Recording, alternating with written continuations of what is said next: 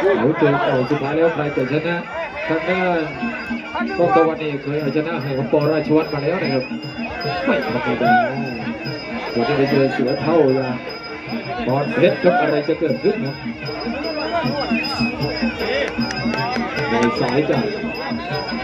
แม่ครับเรือจะสายจากนาประเสริฐครับ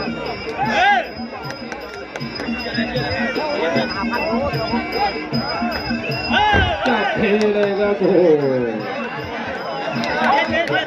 ตอนคือเป็นยิ้มเนี่ยเป็นเกลือแล้วครับนี่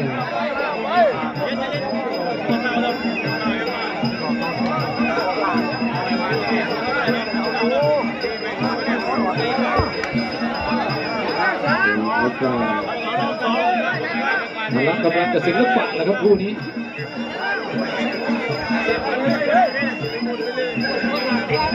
พละกำลังน่าจะอยู่ที่ครอบครัวนะครับศิลปะน่าจะอยู่ที่บอลเพชรครับชอบแบบไหนครับพี่น้องตาดูให้ดีครับ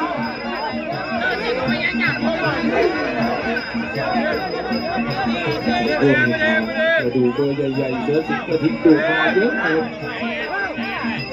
โอ้ต่อสมหมายครับนี่ตอนนี้มาเยอะพี่น้องมาบุกด้วย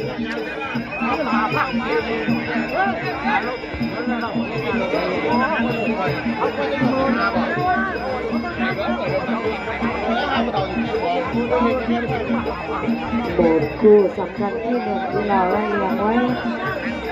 เราจะที่ห้ายกหนึ่งแล้วนะ4,000โอลิมปิกกันเวลาบอลก็เป็นเวทีโดนเข้าไปครับเตะขาไปก่อนแม่เจ็บเจ็บครับขาไปรูปครับนะครับมีเราสะดวกเลยทำเรียนด้วยนะพายุสาวด้วย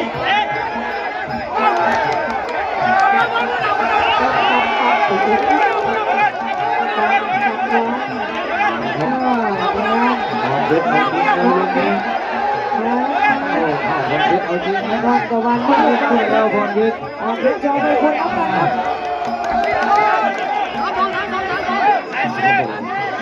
เชียร์มาเชียร์มาดูครับปอดมาที่เพชรเอาที่ทำงานอย่างเชื่อใจยกเพชรของทำทั่วกดมาต้องตะวันเดือด40,000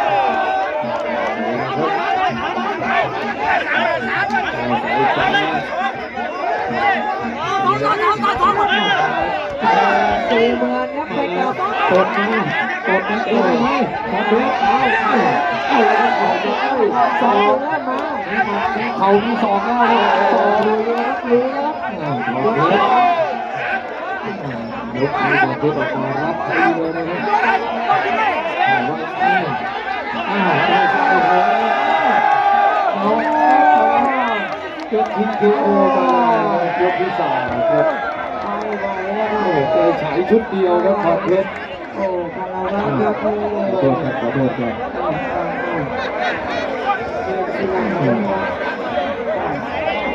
ไม่ดีด้วยค่ะบนเพชรโจไปคูมีกำลังใจนะคะต้นตะวันดีมาจากวัดแม่นะครับขอบคุณด้วยที่มาช่วยนะแล้วก็ดีใจกับทีมงานของเพชรด้วยนะครับต่อสู้บนเวทีเต็มที่เลยนะเอาละครับโอ้ดูแล้วอย่าก้มอย่าก้มอย่าก้มเงยหน้าหน่อยเงยหน้าหน่อยสาวสถานอีธานนี่ครับสาวสถานดูแต่มวยตู้วันนี้มาดูตัวเองชกบ้างเป็นยังไงเห็นแต่เขาชกในทีวีมาดูตัวเองขึ้นเวทีเองจะเป็นยังไงโอ้โหครับทีพาทีมใจใหญ่ด้วยวันนี้เดินเข้ามาสาวสถานเตะขวาเข้ามาเอา3 ยก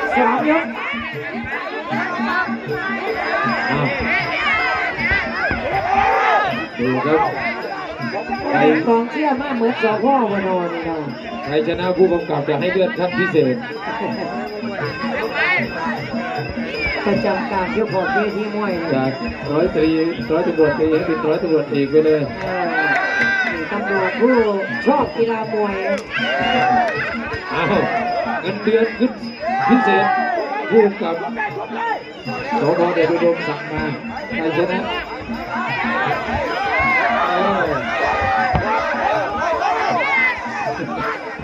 ขอบคุณนะคุณขอบคุณอนุญาตให้ลูกน้องในสังกัดมาชกมวยเอ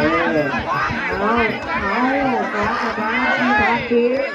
ยกที่หนึ่งยกที่หนึ่งผู้พิเศษมี4,000ครับนี่บอกเลิกกันงานชกได้ครับการทำหน้าที่มันแตกต่างกันนะการจับโจรผู้ใดมันอาจจะไม่เคยพอการชกมวยก็ได้เลยท่านนี่มาจากทางนี้ตำรวจกับตำรวจใช่ไหมโอ้โหกีทางโอ้กีทางกีทางที่ไม่ใช่แบบนี้มาต่อสู้กันบนเวทีครับนี่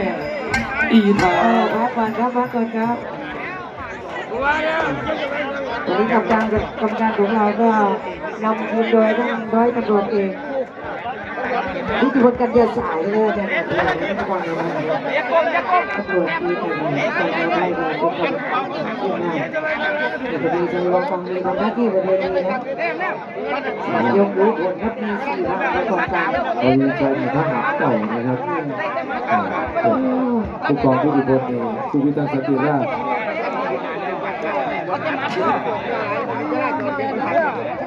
มาเสื้อมีแค่เลยเอาไปเอาบอลดีๆตัวเดินนะครับเกิดทางด้านผู้ชกบนเวทีตำรวจภูธรนะครับโอ้หลายสังกัดก็เจอตอนนี้ทั้งภูธรทั้งจชดแล้วก็ทหารห้ามมวยด้วยเนี่ยทวีชัยโอ้ก็เนี่ยโหว่าพี่น้องเขามีทางสันติลาชอบกีฬามวยเยอะมากประชาชนเป็นผู้เชี่ยวอ่ะยก2ครับตำรวจตีตีตีถูกกติกาถูกมีทางยก3ทางเดินหนักและตำรวจสายสัตว์มีทางเดียวเกียรติศักดิ์ศรียก2ยก2เอาสายสัตว์มีทางเดียวเกียรติตำรวจของไทยเกียรติวินัยการที่มันคงเอามาเป็นชุดเลยครับเชื่อมีทางที่จะกลับด้วยอีทางสถานเป็นกันไงเฮ้ยปัดเข้าเป็นกันไงสาสดาอีทางเดียวตำรวจตีตำรวจให้ประชาชนดูประชาชนเชียร์ครับเชียร์ฝั่งไหนแดงอีกครับต้องการอีทางเดียวครับตำรวจตีกันไม่ผิดกฎหมายครับเราตีอย่างถูกกฎหมายแล้วบนเวทีโอ้ทำลายยืดนะอีทางอีทางอย่างอีทางโดนหมัดของเจ้าสุดท้ายฟันมุดเข้าไปต่อยลำตัวเป็นการต่อสู้ของกีฬามวยไทยมาสถานกีฬาเบียมไม่ไหนจับผู้ไหนเลยจริงเลยจะไหนก็เฮ้ยอยู่อ่ะยกไปจะพาไม่ใช่ง่ายสุดยอดกับพวกเรามีลูกปืนช่วยนะไม่จับตำรวจไม่มีอะไรช่วยนะกับเพียงแล้วตอนนี้กับเพียงกับตัวชายนะครับครับมาสถานกีฬาเบียมโอ้โดนต่อยเลยครับยก2เดี๋ยวนี้ต้องขอบันทึกประจำวันแล้วเราไม่เอาเรื่องกับโปรโมเตอร์นะเพราะว่าเอาตำรวจมาทีกันไ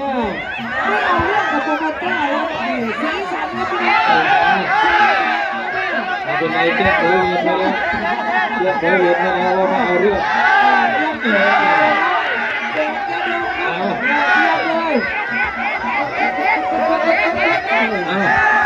อย่าหนีเพื่อสุดท้ายรอดไป2 ยกอ่ะเอาบ้องแต่เจ้าทุกเป็นผู้เชี่ยว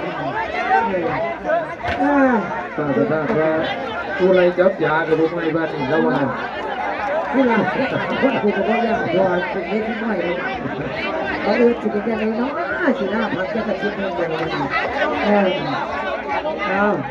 มีทั้งเรื่องที่ว่าต้องวางว่ามีการมาเจ็บที่แกนจับโปรโมเตอร์ด้วยนะว่าประสงค์จะตีกันครับกับประชาชนเป็นผู้เชี่ยวชาญ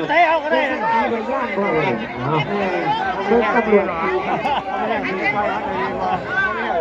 นี่อย่างแบบนี้ที่จะง่อยดูอ๋อหัวเอาไปแล้วยกเยอะมาติ้ว เอาเก่าเสียไปเด้อจะได้ใจรถบัสจะได้รถอะไรแบบนี้ สุดท้ายบ้านเรามีร่างกายยังดีอยู่ไม่ต้องว่าแต่อย่าดูไอ้พ่อ มา สติมาก ยกสา ตั้ ม งสติว่ายกต่อไปจะเป็นยกสุดท้ายแล้วครับท่าน เป็นยังไงบ้านนี่ นี่ไงตรงนี้เส้นแล้ว ไรจับยากับพวกไม่บ้านนี่เด้อ อะไรจับยาในทงหน้าหรือทงหน้ากับพวกเมย์ไปนี่แล้วถ้าจะชื่นชมนะชื่นชมนะสุดยอดเลยทำเป็นตัวอย่างที่ดีมากเลยครับผู้พิทักษ์สันติราษฎร์เรารักมวยรักกีฬามวยไทยผู้พิทักษ์สันติราษฎร์ตำรวจดีตำรวจรักษาสถานแดงครับ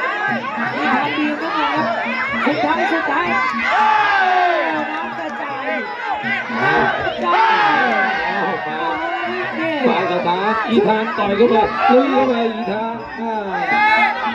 อะไรมันก็เกิดขึ้นได้ครับยังไม่สรุปครับการสถานที่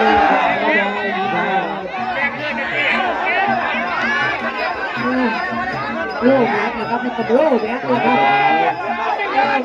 แบกเริ่มโล่เลยสโล่ครับดูภาพช้าเอาหมดเข้าเลยมายิงแล้วรอดมายิงแล้วรอด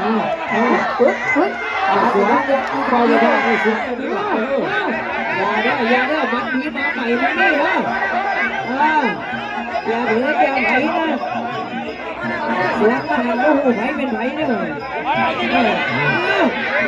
เป็นเบิร์ดแล้วครับที่นี่ครับ อีธานผมว่าอีธาน ผู้ใดเห็นไปไหลด้วยกันครับนี่ผู้ใดเห็นไปไหลด้วยกัน เอายิงจุดปาสถานเอายิง สุดท้ายนะพี่น้องสุดท้ายรอบอลเก็บอาการไว้ก่อนเดี๋ยวก็สู้เมื่อสมันเก็บอาการไว้ทั้งสองฝั่งน้ำเงิน อีธานบีบลูกหนองสองห้อง ยินดีด้วยครับให้กำลังใจกับปาสดานนะครับมิตรภาพครับฮักแพงแบ่งปันค่ะเสียงปรบมือหน่อยกับพี่น้อง